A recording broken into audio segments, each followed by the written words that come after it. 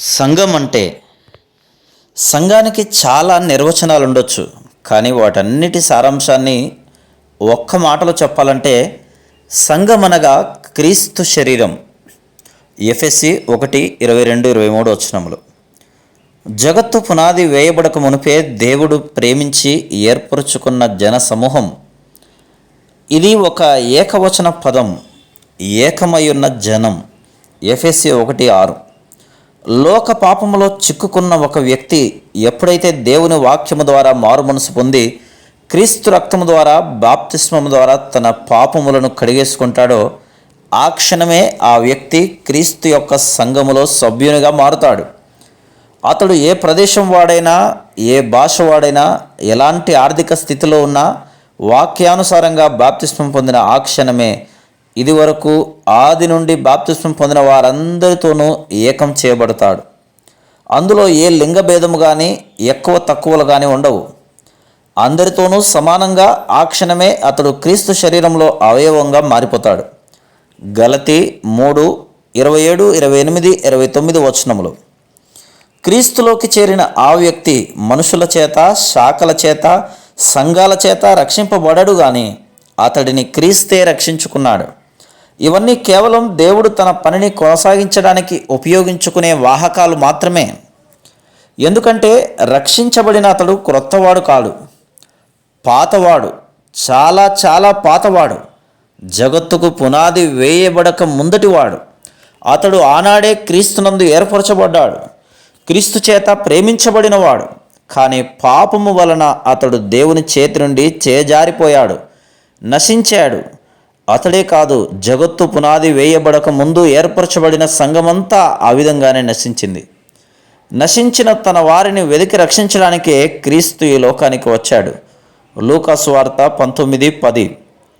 క్రొత్త వస్తువును వెతకడం అనరు, కానీ చేజారిన దానిని, కోల్పోయిన దానినే కదా వెతకడం అంటారు.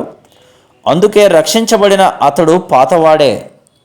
అవును, క్రీస్తు తను ఎంతగానో ప్రేమించిన సంఘాన్ని తిరిగి సంపాదించుకోవాలనే సంకల్పంతో పాపముతో నిండిన తన సంఘాన్ని పరిశుద్ధమైనదిగా, నిర్దోషమైనదిగా, మహిమగలదానిగా మార్చి తన లోకానికి తీసుకువెళ్ళాలనే ఆశతో ఎఫెసీ 5:27 తన్ను తానే రిక్తునిగా చేసుకున్నాడు, అర్పించుకున్నాడు. తన సంఘం మళ్ళీ తన దగ్గరికి రాబోతుందనే ఆనందముతో అక్కడ తన వారి కోసం స్థలాలు కూడా సిద్ధపరిచేశాడు. అప్పుడే యోహాను సువార్త 14:2. ఎంత ప్రేమ సహోదరుడా ఆయనకి నువ్వు నేను అంటే. సంఘం ఏక శరీరమై ఉన్నది.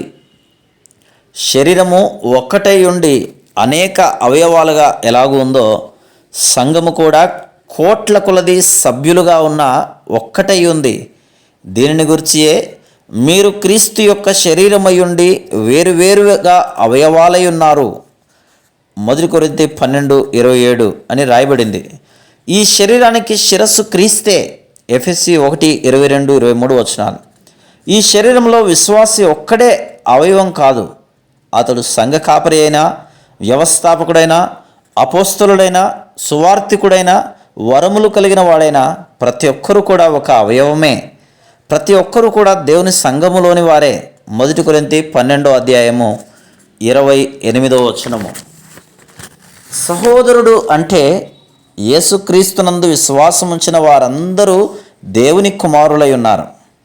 క్రీస్తులోనికి బాప్తిస్మం పొందుట వలన అబ్రహాము సంతానమై వాగ్దాన ప్రకారం వారసులై ఉన్నారు.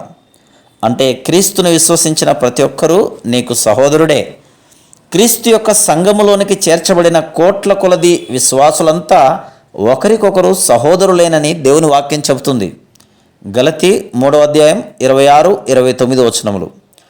అన్యజనులు క్రీస్తు యేసునందు యూదులతో పాటు సమాన వారసులను, ఒక శరీరమందలి సాటి అవయవములను వాగ్దానములో పాలివారై ఉన్నారు. ఎఫెసీ 3:6. ఎక్కడెక్కడో పుట్టినప్పటికీ, వేరే వేరే దేశాల్లో నివసిస్తున్నప్పటికీ దేవుడు మనల్నందరినీ దత్తపుత్రులుగా స్వీకరించి అందరినీ ఒకే తండ్రి బిడ్డలుగా చేశాడు. ఒకే తండ్రి బిడ్డలంటే నీవు నేను సహోదరులమే. గలతీ 4:5. సంఘములు అంటే బైబిల్లో సంఘాలు అనే మాట కూడా చాలాసార్లు వాడబడింది. సంఘాలు అనే మాటకి అర్థాన్ని ఒక మంచి ఉదాహరణ ద్వారా వివరిస్తాను. మన దేశం భారతదేశం. ఈ భారతదేశం అంతా ఏకంగానే ఉన్నప్పటికీ పరిపాలనా సౌలభ్యం కోసం, దేశ అభివృద్ధి కోసం రాష్ట్రాలుగా విభజింపబడింది. రాష్ట్రాలు జిల్లాలుగా, జిల్లాలు మండలాలుగా, పట్టణాలుగా, గ్రామాలుగా విభజింపబడ్డాయి. ఎన్ని భాగాలుగా విభజింపబడినప్పటికీ అవన్నీ భారతదేశంలో అంతర్భాగాలే తప్ప వేటికవి ప్రత్యేకమైన దేశాలు కాదు. వీటిని విభజించే సరిహద్దులు ఊహారేఖలుగా ఉంటాయే తప్ప భూభాగాన్ని ముక్కలుగా విభజింపవు. ఒక రాష్ట్రంలో వ్యక్తి ఆ దేశంలో ఏ ప్రాంతానికైనా వెళ్ళొచ్చు. ఎందుకంటే అతడు భారతదేశ పౌరసత్వాన్ని కలిగి ఉన్నాడు కాబట్టి, భారతీయుడు కాబట్టి. ఇది సంఘాలకి ఖచ్చితమైన ఉదాహరణ. సంఘం అనేది ఏకమై ఉన్నది. సంఘ అభివృద్ధి కోసం, సువార్త వ్యాప్తి కోసం ఆదిమ సంఘ కాలము నుండి ప్రతి ఊరిలోనూ పట్టణాల్లోనూ సంఘాలు, చర్చిలు, శాఖలు స్థాపించబడ్డాయి. వీటి పని లోకంలో చిక్కుకున్న మనిషికి దేవుని రాజ్య సువార్తను ప్రకటిస్తూ మారు మనసు కలిగించి నూతన జన్మ ద్వారా దేవుని సంఘములోకి చేర్చడమే. చేర్చబడిన వారు మళ్ళీ పాపంలోనికి జారిపోకుండా వారిని ఒక చోట కూర్చి వాక్యానుసారంగా నడిపిస్తూ వారికి మార్గదర్శకాలుగా ఉండడమే. ఈ శాఖలు, చర్చిలు సంఘ అభివృద్ధి కొరకు ఎన్నైనా ఉండొచ్చు.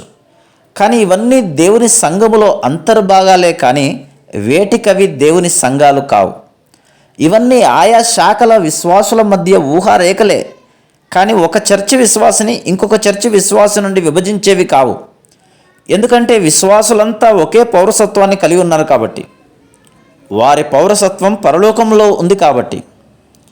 సంఘం అంటే కోట్లు ఖర్చు పెట్టి కట్టిన శాఖ భవనాలు కాదు, సుందరంగా కట్టబడిన మందిరాలు కాదు. సంఘం అంటే క్రీస్తు శరీరం, బాప్తిస్మము ద్వారా దేవునిలో జన్మించిన విశ్వాసుల సమూహం. సంఘం అంటే మరేదో కాదు, కానీ సంఘం అంటే నువ్వే. నీ సహోదరుడంటే నీ తల్లి గర్భము నుండి జన్మించిన నీ తోడబుట్టినవాడు కాదు. నీ మందిరములో 4 గోడల మధ్య ఉన్న 40 మంది సంఘ విశ్వాసులు మాత్రమే కాదు, క్రీస్తుని తమ స్వంత రక్షకునిగా అంగీకరించిన ప్రపంచవ్యాప్తంగా ఉన్న క్రైస్తవులంతా నీ సహోదరులే.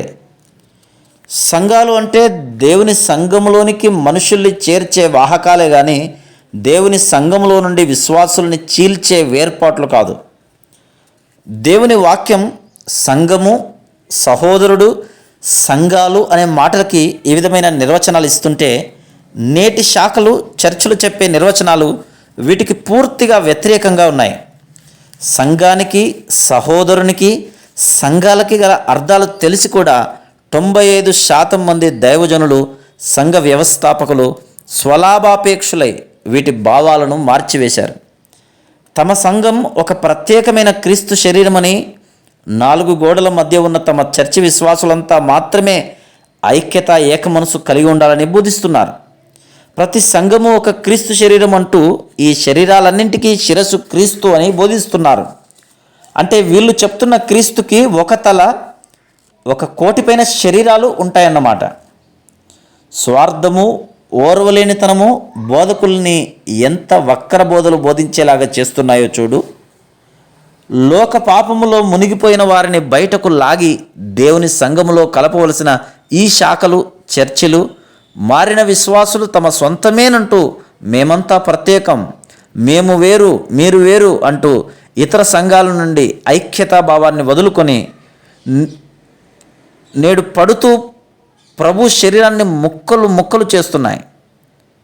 క్రీస్తు అనే శిరస్సును కోల్పోయి క్రీస్తు ఆలోచనలు వీరికి రాక వీరే సొంత నియమాలు పెట్టుకొని సంఘాలు నడుపుకుంటున్నారు. క్రీస్తుని విభజించే దారుణానికి ఒడిగట్టారు.